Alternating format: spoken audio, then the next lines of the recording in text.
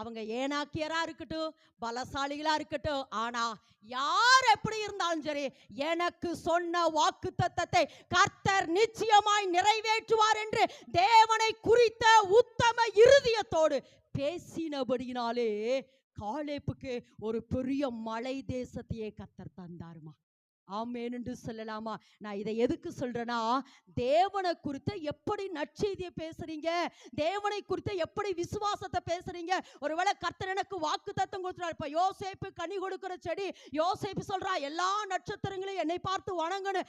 ஆனா அவன் வாழ்க்கையில நடந்ததெல்லாம் நேர்மாறா நடந்தது. அவனை தூக்கி குழிக்குள்ள போட்டாங்க, அவனை தூக்கி சிறைச்சாலை போட்டாங்க, அவனை அடிமைப்படுத்தினாங்க, விட்டாங்க, எல்லா காரியத்தை செஞ்சாங்க. ஆனா யோசேப்பை குறித்து வேதத்துல வாசிக்கிறோம், அவன் துக்கம் முகமாய் இருக்கவில்லை. ஏனெனில் அவனுக்கு ஒரு விசுவாசம், கர்த்தர் எனக்கு குறித்திருக்கிறதை நிறைவேற்றுவார். ஒருவேளை இந்த வருஷத்தினுடைய ஆரம்பத்துல